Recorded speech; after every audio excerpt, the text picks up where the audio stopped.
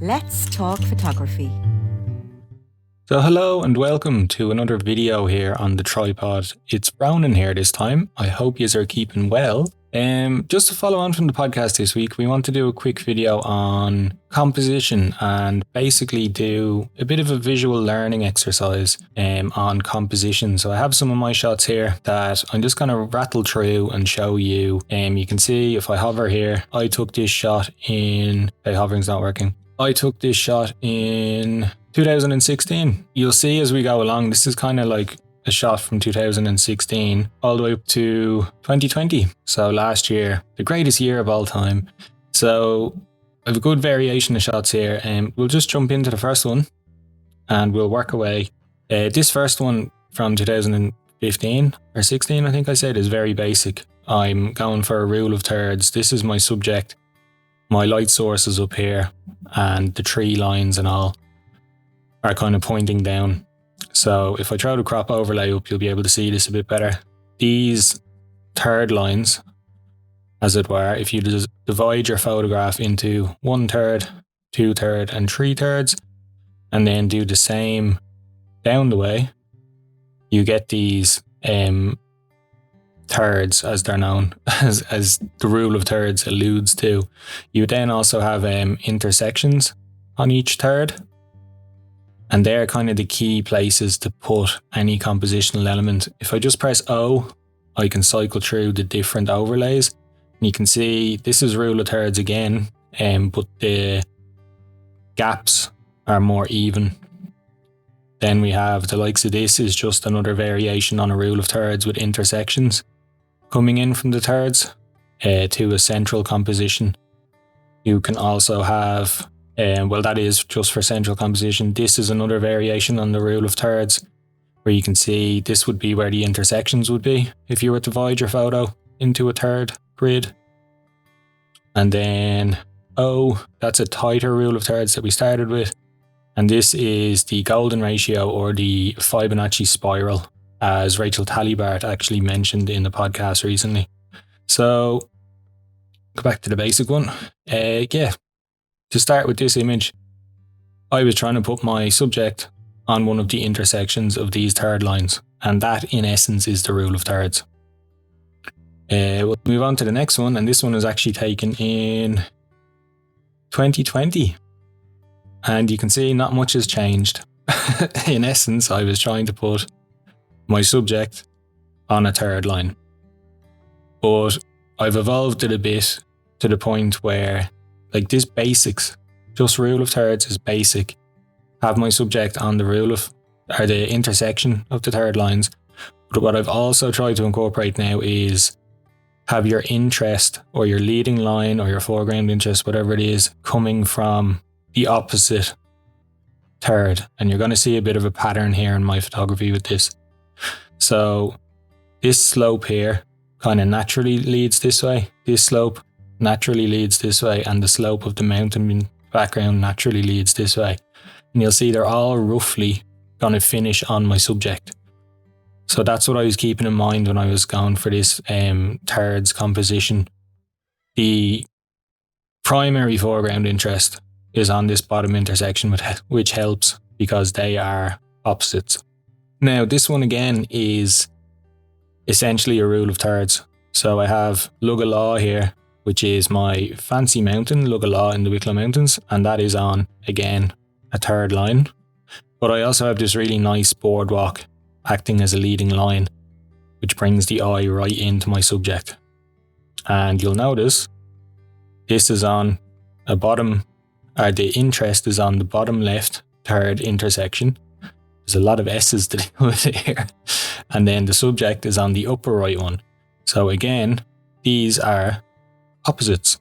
And if I put up the crop grid, you'll see intersection, intersection, opposites. That's kind of what I was going for with this one. As you can see, this was taken in 2015, so very early in my journey again. The key takeaway with this, and I can show you what I mean here by having the opposites, so interest to subject. If I was to crop this photograph like this and put my interest on this intersection, and the leading line would lead through to this intersection, you can see without a subject here or something here in this general area on the third line, then I'm kind of leading the eye to nowhere. Now, if you had an epic sun, say over here, then this would be a really strong composition, because you'd have your leading line pushing across the mountains. You'd also have the slopes of the mountains all leaning towards your epic sunset up over here. So even if I simulate that, if I grab a radial filter, just pull the exposure up, if I used to put that in here,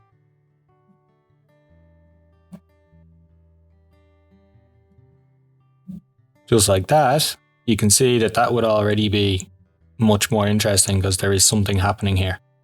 But without that radial filter, then it's easy. Like, the reason I'm saying this is it would be easy to stumble across this, to frame up a composition knowing this was a strong leading line, but have it lead nowhere. So make a conscious effort to make sure that when you find a strong interest, that you're gonna basically have it lead somewhere, as opposed to go up here and nothing happens. Another point then on the rule of thirds that this image highlights very well is if you break your images up, forgetting the intersections for a second, like this, into thirds. So this would be considered the top third. Look at that. So the top third, you've obviously mid and then bottom. So it's always good to segregate your image this way as well, to have, for example, in this one we have all the sky is in the top third because it's above this third line, and all of the land is in the bottom 2/3. If, as Sean alluded to on the podcast, if I was to crop like this, for example, my horizon is now technically here, which is bang smack in the middle of the image, which does work in some images. These rules are meant to be broken, but primarily you're going to want to try and segregate your image so that there is sky and land in a 2-to-1 ratio based on the thirds. So as I teach it on my workshops, I always teach mist shots, and I use mist as an anagram, is that the word? But we're going to forget about this part. I'm going to focus on the I and the S. And the I is interest and the S is subject. So in this image, my interest, or my foreground interest, would be this rock formation with the water flowing over it. And my subject is obviously this little red lodge in Glenmalure. So what I tried to achieve here was very simple. I tried to put my interest on the bottom left third, use the water itself as a leading line over to the top right third where my subject is. And it's that simple. It comes back to this repetition of having these on the opposites. Now, this isn't the same for everyone. Some people will naturally have a left side of the brain or a right side of the brain, and they might compose where they primarily use the bottom right and lead to the top left. But I like to kind of focus my interest on the bottom left and my subject on the top right where possible. Now, this next image again is a little more advanced in the sense that it's using the rule of thirds again. As you can see, the black castle here is my subject. All of my horizon is in my top third. So we're rule of thirds again. All of my interest, or my land, is in the bottom 2/3, rule of thirds again. My foreground interest is on the bottom intersection, rule of thirds again. But the difference with this is, and you'll find a lot of compositional techniques come back to that very basic rule of thirds. If I press O, I can cycle to the golden ratio. And you'll see with this photograph, if I hold shift and press O again, I can move this overlay. And I'm just going to move it to there. And you can instantly see that under the rule of thirds crop, I had subject and foreground interest on opposites. And the golden ratio is basically an evolution of that.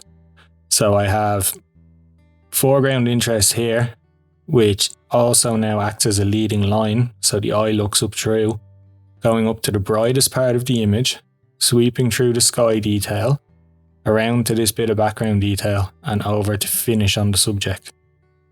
So what we have there is basically the perfect way of walking the eye through an image to take in all parts and settle on your subject. That is what the golden ratio essentially is. It's a step up from starting out with rule of thirds. We put our subject on the third line. As you progress, then you'll get your interest on the opposite third intersection. And then as you progress further, you will get your composition up to reading your leading line in the scene, positioning your interest and your subject as part of the leading line to get a strong composition like this one. Even though this composition has all of this negative space, like that's probably 40% of the image is negative space, it works well because the eye is unimpeded traveling through the composition. Are you enjoying the pink lines going everywhere? Next again, and this is repetition. Bottom left intersection, interest. Top right intersection, subject. Leading line leads into the image, leads to subject. But again, if I bring up my crop, you'll see advanced rule of thirds essentially is leading line comes in, you look up at the storm clouds, the eye comes back down the valley and settles on the light. And that in essence is a simplified golden ratio. But once again, if I cycle through these again to the rule of thirds, you can see it all comes back to this rule of thirds, these intersections. Sky is above the top third, land is below the top third. In a 2-to-1, so 2 + 1 is 3 ratio, and it's always coming back to this. Are you noticing the pattern and the repetition? Again, here we have my first ever attempt out at photographing the Milky Way. First time attempting it properly, and once again the compositional elements are all here, but this time I've done it a bit backwards. So I have this out of focus or soft focus bit of rock here, which kind of will stop as someone is scrolling down a feed. It'll kind of stop the eye and they'll be interested. They'll be like, what's that? They'll have a look because there's that shallow depth of field and it's kind of prominent. As soon as that happens, you've triggered your compositional technique. So we have this leading line comes in, the interest on the bottom right third this time is these lighthouses. The eye will continue up and look at all of these stars before coming around to the Milky Way core, which is on the top left third intersection. So with this crop, the rule of thirds standard crop, you can see on the bottom right third intersection I have my leading line and my interest and all that, and on the top left I have my Milky Way core. If I cycle these by pressing O again, we'll get to thereabouts. You can see that this golden ratio has started here with the foreground interest. It's walked up this wall. It's stopped to take a look at the lighthouses here. It's going to continue up and look at the stars, and it's going to come all the way around to the Milky Way core. So the golden spiral is in essence just the path the viewer's eye will take, and it all again starts with the rule of thirds. Now we're on to the final image of this video, and this one I have decided to finish on because it's a bit different, because this was obviously my subject down the valley with the light, the way it was falling on the valley, the mist, the fog rolling in. So everything in this is centralized. So we're not really applying the rule of thirds, as it were. But in a way, we have elements of the rule of thirds. Sorry, I'll go to the other one. So where the intersections are, you can see I have the valleys falling down either side. And where these intersections are, I have their reflection, where they're coming in either side. Everything is telling the eye in this photograph to walk to the middle. The rocks themselves, if you connect them using the reflection and then connect these central rocks, you'll see that it actually creates a perfect arrow that's basically telling you, look. So you're being forced to look up the image. So despite the fact that like the horizon is pretty much smack bang in the middle, the foreground interest is right in the center, the subject is right in the center, we're still taking in a look at these interest points of the image where these intersections are, to look for compositional elements like these leading lines, like the reflection leading lines, to bring the eye to our subject. The subject doesn't necessarily have to be on an intersection. It can be across a plane. The general takeaway is rules are made to be broken, but use them as a guideline and you will improve your composition. Yeah, a bit of a weird one to finish on because we're going to be following this up again. I'm hoping that Kevin gets his new computer soon and he can do a video of his own, and hopefully Sean will have a run through some of his images and touch on some of the compositional techniques he has used. But for now, I'm going to leave it there. This has been a chat about the rule of thirds in the media of video. I hope you've enjoyed it. What's it they say? Smash like and subscribe, do all that crack. But we will be back now again with more videos. We're trying to keep these as quick and snappy as possible because there's a lot to touch on. If you do want to see anything covered in depth, let us know. We're also looking into the possibility of live streaming directly to our Facebook group. So if that's possible, we'll be able to do interactive content like this. But anyway, yeah, thank you for watching. Don't forget to tune into the podcast if you haven't already. And other than that, I'll chat to you later.